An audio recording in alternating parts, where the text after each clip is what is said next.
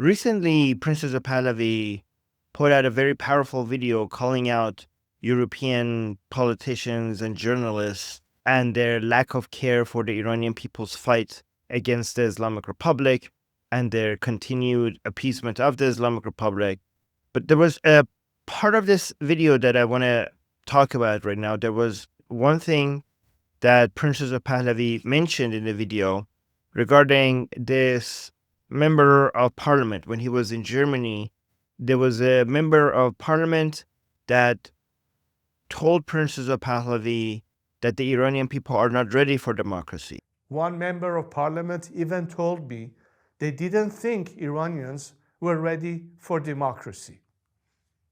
But to that member of parliament, to those journalists, I remind you, Iranians aren't just ready for democracy. 40,000 people just gave their lives for it. And I won't let that be in vain. So know this. Whether or not Europe stands with us, whether or not your journalists do their jobs, whether or not your politicians demonstrate the courage to act, I will fight for my people and my country. Even if we have to do this alone, we will fight until Iran is free. In response to this, I've heard this claim by some other people before, and now that this is being highlighted by Princess of Pahlavi, a lot of people have pointed out that the Iranian people already had democracy during the Pahlavi dynasty. And not only that, the Iranian women inside Iran had the right to vote before some European countries. I want to focus on the hypocrisy and lack of self-awareness of this statement, apparently coming from a German politician. And honestly, it shows a level of arrogance and ignorance of any politician who would say such a thing, regardless of where they come from. But focusing on Germany, it's ironic that somebody would say that, given that it is only about 80 years ago that Germany was being ruled by a fascistic regime, or one of the most extreme examples of tyranny. And after the defeat of Nazi Germany, it took a very short amount of time for Germany to become a democracy. And that was achieved without this being the demand, the force for change being the German people themselves.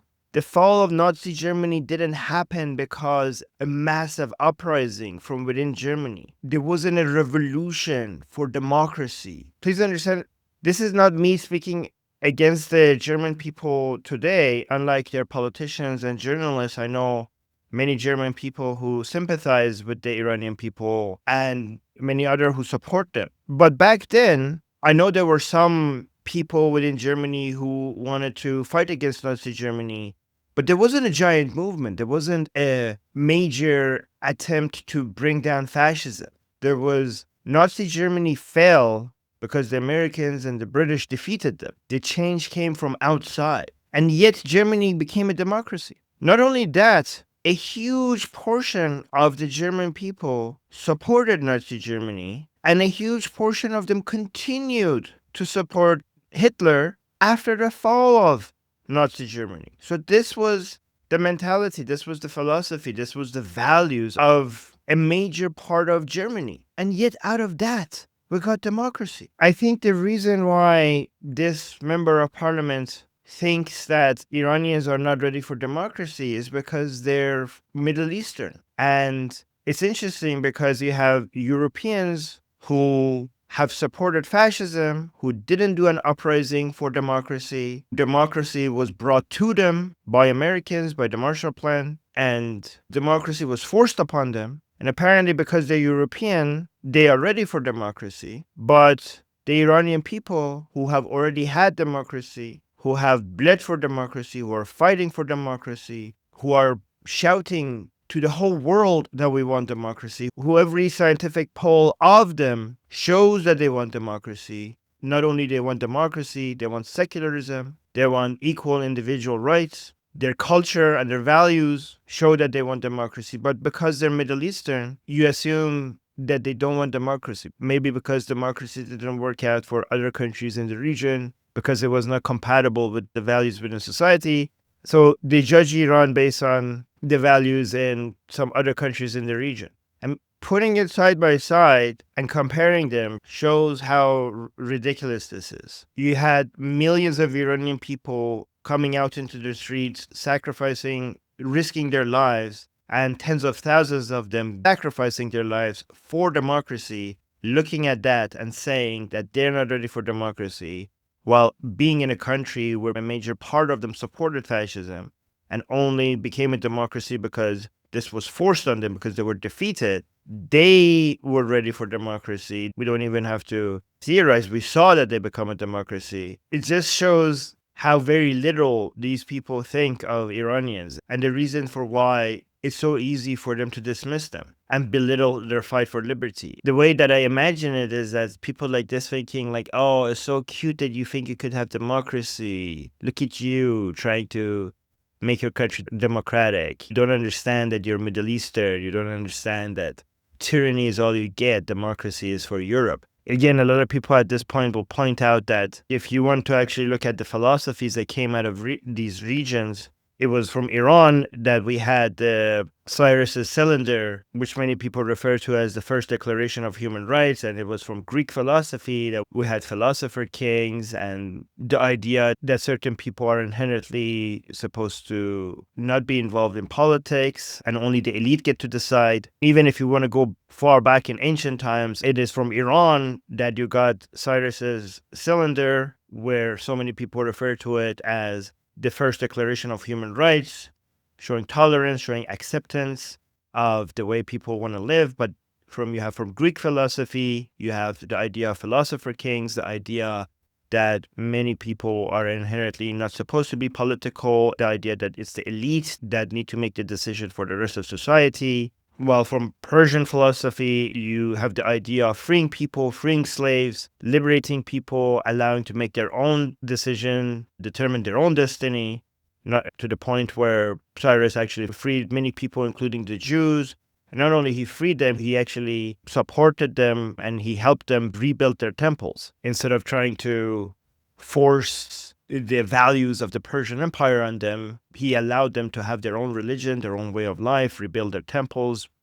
But when it comes to Greek philosophy and Roman philosophy, you have this idea that certain people are inherently slaves, that they're barbarians, that they're meant to be ruled over and be slaves. In fact, Athens' main economy was slave trade. So here we have Cyrus the Great being famous for freeing people, and then we have Athens as the foundation of Western philosophy, having all of these philosophers because many of them didn't have to work. And yet we had Athens as the foundation of Western philosophy and completely being reliant on slave trade. You might tell me this is a long time ago, Armin. What does it got to do with today? I already gave you examples of today. I told you the Iranian people's fight for democracy and the fact that we just had democracy just 57 years ago. But the reason why I also bring up our ancient history is to challenge the idea that there's something within people's DNA, or if there's something within their essence that inherently makes them want democracy or not want democracy. And by showing the long history of this, I just wanted to challenge that idea. Whether or not a society is democratic or non-democratic at any point in time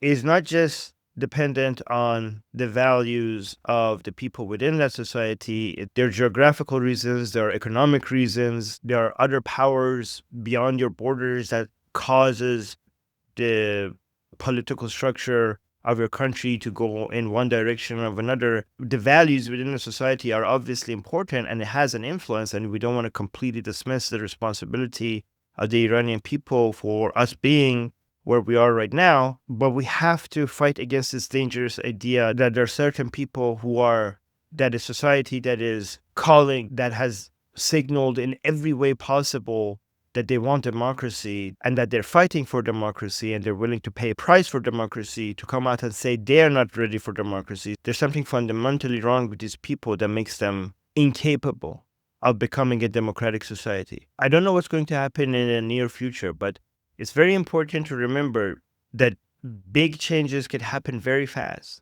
Between 1935 and 1945, most of that time, if you look at the map of the world, you would have thought that classical liberal democratic values are about to go extinct. Like most of the world was under either Nazism or communism, was being ruled either by Nazism or communism or Japanese imperialism. And you would be justified to think that the era of Enlightenment values are coming to an end. And this idea that we could have the people themselves decide their own destiny was a naive philosophical dream coming out of the age of enlightenment, and now it's time to go back to what actually works, which is tyranny and imperialism. But within a very short amount of time, all of that collapsed because it wasn't sustainable. And looking back, it looks like a miracle on how fast everything switched over to democratic forces winning and becoming the dominant and having the upper hand in most places around the world, especially in Europe. That should give you hope, especially for Iranian people. Democracy, freedom, secularism, equal rights, all of this could be just around the corner if you just don't give up. Do you think the Iranian people are ready for democracy? Come talk to me about this and other topics in our discussion group. I'm there almost every day. The link is in the description. Let me know what you think in the comment sections. Also, let me know if you think this was helpful or interesting. These types of comments really motivate me to make more videos. I do read them. My name is Armin Navabi. I'm Israel Chai. Long live America. Javid Shah. Payandera.